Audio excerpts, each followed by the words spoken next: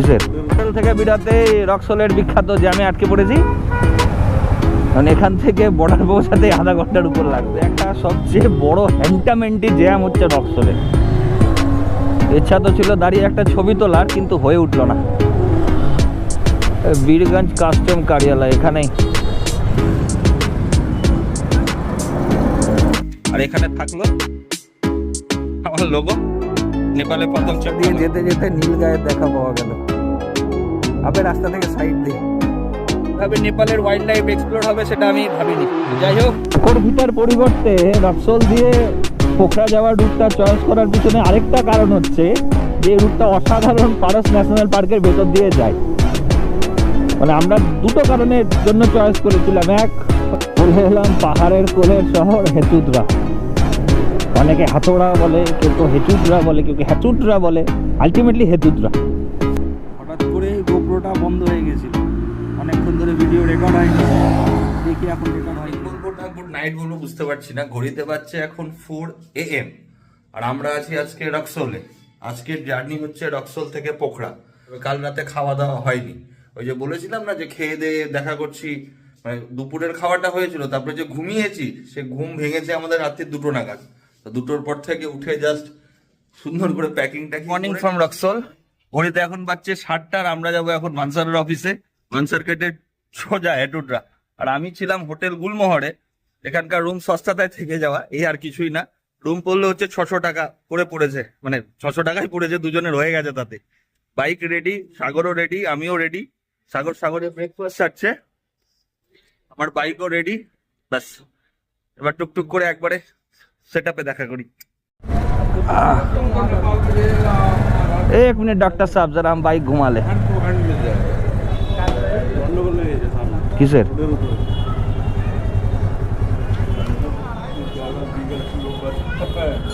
কিসের গন্ডগোল? না ডাক্তারবাবু, অতটাও হার্ড করে অ্যাডভেঞ্চারাস না আমরা। হোটেল থেকে বিরাতে রক্সলের বিখ্যাত জ্যামে আটকে পড়েছি। মানে এখান থেকে বর্ডার পৌঁছাতে আধা ঘন্টার উপর লাগবে। ভাই রিয়েলি এখানে প্রায় আধা ঘন্টা থেকে দাঁড়িয়ে আছি। সামনে দেখা যাচ্ছে একটা বাস, সেটা প্রায় আধা ঘন্টা থেকে মুভ করছেই না এখান থেকে। রুম থেকে বেরোনো হয়ে গেল 1 ঘন্টা, এখন পর্যন্ত রক্সল ছাড়তে পারেনি। একটাও কাজের কাজ হয়নি, শুধু কাজের মধ্যে মানি এক্সচেঞ্জ করিয়েছি। তো হিসাব করে দেখলাম যা পড়লো, 100 টাকাতে 158 টাকা করে পেলাম। ভিড়ের মধ্যে চলতে চলতে এক্সচেঞ্জ করে নিলাম। আর দেখা সবচেয়ে বড় হ্যান্টামেন্টি জ্যাম হচ্ছে রক্সলে। যে যার মতো যেদিক খুশি চলে যাচ্ছে। মানে জাস্ট তুমি ইম্যাজিন করবা না, ওই 300-400 মিটার রাস্তাতে কি ভারে মানে অব্যবস্থা। কোথায় চল সোজা চ। এখান থেকে রক্সল থেকে এবার ঘুরে যাবে টুয়ার্ডস নেপাল।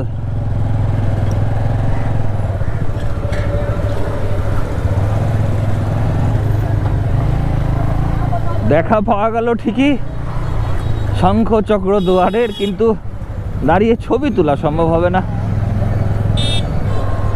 ইচ্ছা তো ছিল দাঁড়িয়ে একটা ছবি তোলার, কিন্তু হয়ে উঠলো না। থাক, অফিসিয়ালি এবার এন্ট্রি করে ফেলেছি নেপালে। এটা বীরগঞ্জ কাস্টম কার্যালয় এখানেই। চলো বানসার কাটায়, আর বানসারের কি নিয়ম নীতি আর চেঞ্জ হয়েছে সেগুলো সব জানাই।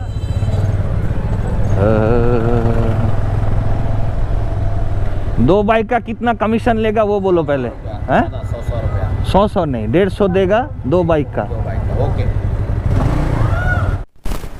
চলো বানসার হয়ে গেল 1400 নেপালি।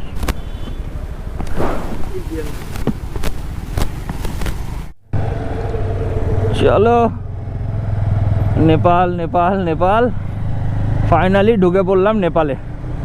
এখানকার মানে কি বলবো, এখানকার যারা এজেন্ট আছে তাদের মধ্যে আমাদের এক ইউটিউবার খুব ফেমাস, বৈদিক চ্যাটার্জি। কোথায় সবাই তারই নাম বলছে।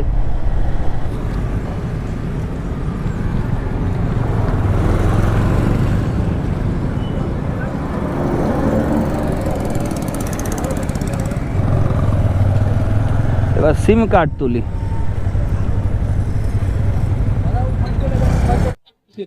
বানসার হয়ে গেল, বানসারের ডিটেল ভিডিওটা পরে দিয়ে দেবো। আপাতত সিম কার্ড তুলছি।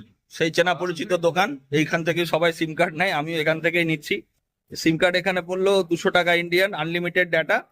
আর শুধু इससे कॉल कर सकती नो, শুধু নেপালি কল হলে হবে, হয়তো নেপালি কল হোক, নেপালি কল হোক, মানে নেপালি কল হবে, বাট ইন্টারন্যাশনাল কলের ব্যাপার না। আমরা ডেটা আনলিমিটেড নিয়ে নিলাম, সো ডেটা দিয়েই কাজ হয়ে যাবে। আর মজাদার ব্যাপার হচ্ছে বানসার চেক করানোর পর সাগর অলরেডি পোখরা বেরিয়ে গেছে। ও প্রত্যেকবারের এটা ওর নাটক, ওই বুঝতে পারে না, না গাইড দেখে না, আমি বুঝি না। আমি ঢুকছি, ও কোথায় চলে গেছে এখন। যাই হোক, ফোনটা আগে রিচার্জ করি, তো এখান থেকে আমি সামনে গিয়ে দেখবো তারপরে। তো সিম নিয়ে নিয়েছি, সিমের নেটওয়ার্ক আসতে একটু টাইম লেগে যাবে। আর জাস্ট 9টা বাজছে, আমরা এখন ফাইনালি বীরগঞ্জ থেকে স্টার্ট করছি টুয়ার্ডস পোখরা। আর এখানে থাকলো আমার লোগো, নেপালে প্রথম চিপকালাম। এখন টাইম লাগবে আর, মানে প্ল্যানটা একটু গড়বড়ি গেল জ্যামের জন্য, বাট চোখে চলতে হয়, কিছু করার নাই। সাগরকেও ফিরে পাওয়া গেছে, দেখে নাও সবাই। ছেলেটা হারিয়ে যেতে পারে গোটা নেপাল রাইডে, কোনো সময়কে না পাওয়া গেলে চাপ নিও না, ভাবা হারিয়ে গেছে। ফাইনালি ঘড়িতে বাজছে এখন 9টা 3, নেপালি টাইম 9টা 18। আর আমরা বেরোচ্ছি বীরগঞ্জ থেকে পোখরার উদ্দেশ্যে। যদি 4টার মধ্যে পৌঁছে যায়, ট্র্যাকার্স কার্ডটা আজকে হলে কালকে ভোরবেলায় বেরোতে পারবো। কিন্তু এখন কতটুকু কি পৌঁছানো যাবে সেটা একটা বড় ব্যাপার। ফাইনালি আমার ইন্টারন্যাশনাল রাইড শুরু হলো আজকে নেপাল মুক্তিনাথের জন্য। কিন্তু আমার রক্সোলে জ্যাম আমার আজকের দিনে এনার্জির 30% অলরেডি খেয়ে নিয়েছে।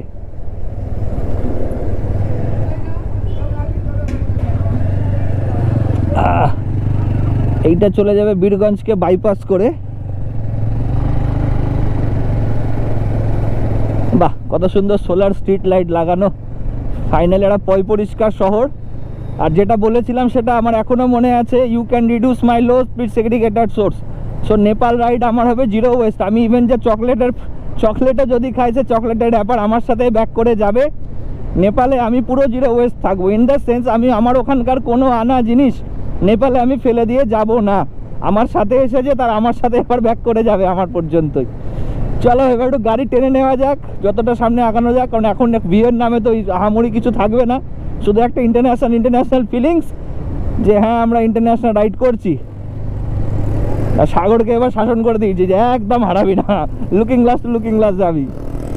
ওকে চলো।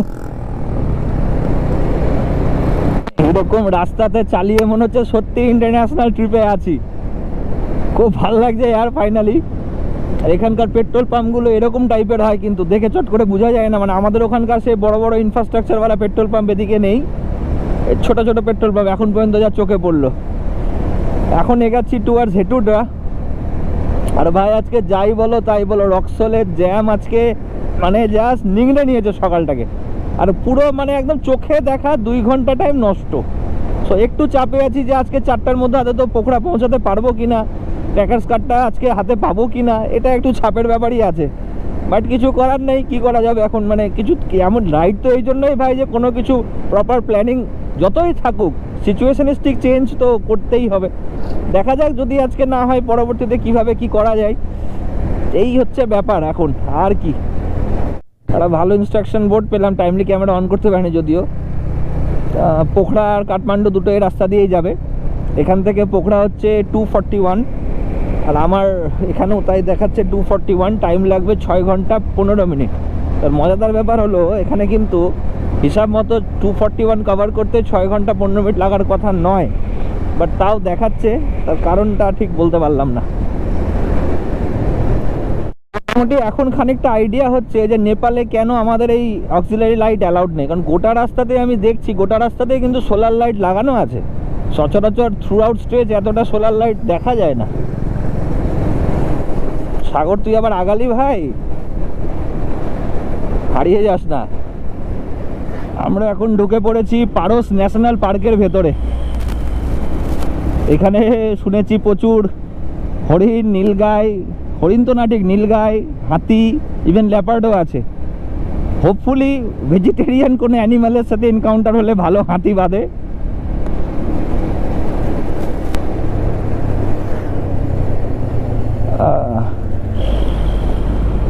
এখানে বিভিন্ন বোর্ডও দেখা যাচ্ছে আমাদের ল্যাটাগুড়ির মতো, যেখানে এলিফ্যান্ট ওয়ার্ডিং দিচ্ছে 40 কিলোমিটার স্পিড মেনটেন করার জন্য বলছে।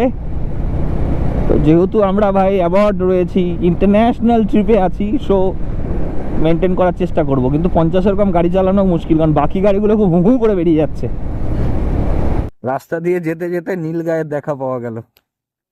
আবে রাস্তা থেকে সাইড দে।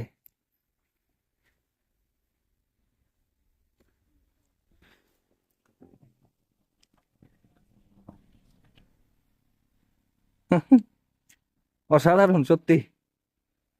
এলিফ্যান্ট ওয়ার্নিং দেখলাম, কিন্তু সত্যি সত্যি আমি ভাবলাম আমাদের ওখানকার ল্যাটাগুড়ির মতো এলিফ্যান্ট ওয়ার্নিং আছে ঠিকই, কিন্তু এলিফ্যান্ট নেই। বাট না, এখানে রয়েছে।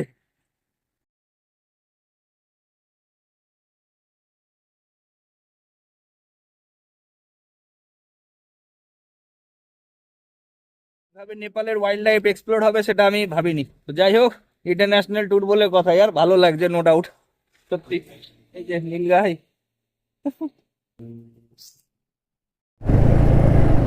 ঘড়িতে বাজছে 10টা 2 ইন্ডিয়ান টাইম, নেপালি টাইম 10টা 17।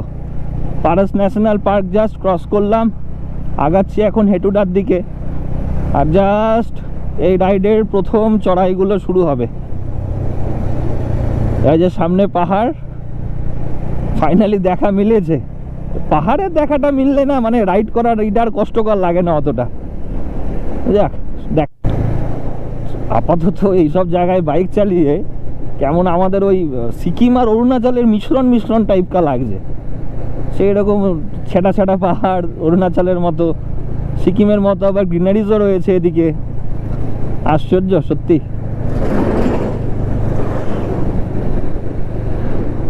ভিউটা দেখতে পাচ্ছ?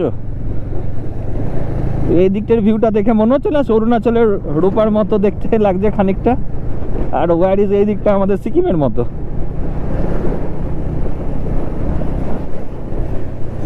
কাকরভিটার পরিবর্তে রক্সোল দিয়ে পোখরা যাওয়ার রুটটা চয়েস করার পিছনে আরেকটা কারণ হচ্ছে যে এই রুটটা অসাধারণ পারস ন্যাশনাল পার্কের ভেতর দিয়ে যায়। মানে আমরা দুটো কারণের জন্য চয়েস করেছিলাম। এক হচ্ছে পোখরার অ্যাক্সেস রক্সোল থেকে অনেক কাছে, রাদার দেন কাকরভিটা। তাহলে আমরা যে টাইমিংয়ে পোখরা পৌঁছাতে পারবো অ্যাক্সেসিবিলিটির জন্য, সেটা হবে বিকেল 4টার আগে। তাতে সুবিধা এটাই হতো যে সেদিনই আমি ট্র্যাকার্স কার্ডটা হাতে পেয়ে যেতাম। কিন্তু সেটা এদিক দিয়ে রক্সোলের জ্যামের জন্য হলো না। বাট এই পারস ন্যাশনাল পার্কের ভিউটার জন্য ভাই সত্যি আশাটা মনে হয়েছে সার্থক হলো। চলে এলাম পাহাড়ের কোলের শহর হেচুদ্রা। অনেকে হাতোড়া বলে, কেউ কেউ হেচুদ্রা বলে, কেউ কেউ হ্যাচুদ্রা বলে, আলটিমেটলি হেতুদ্রা।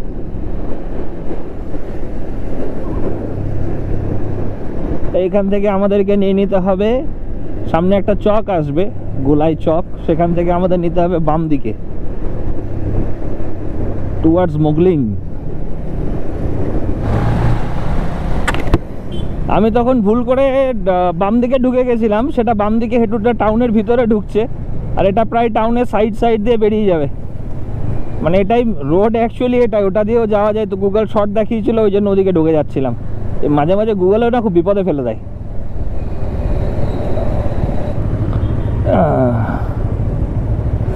এই হচ্ছে হেটুদ্রা মোড়। আমরা শিলিগুড়ি থেকে আসলে এই মোড়ে উঠতাম, বাম দিকে আমরা শিলিগুড়ি থেকে আসলে এইখানে এসে উঠতাম, মানে কাকরভিটটা পানি ট্যাঙ্কি হয়ে।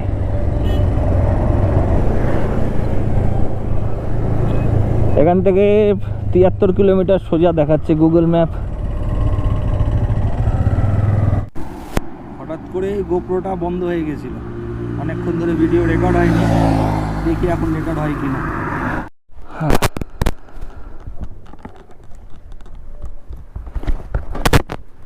এত সুন্দর ভিউ দেখে আমরা দাঁড়িয়েছিলাম একটু। টাইম তো যা চলছে এমনি আমরা লেট, আর একটু লেট হলেই বা, এরকম ভিউ তো রোজ রোজ পাবো না। তাই ভাবলাম একটু দাঁড়িয়েই যাই। আর এইখানে যে ছবিটা তোলা হলো সেটাই তোমরা থাম্বনেলে দেখছো এখন। চলো আগানো যাক।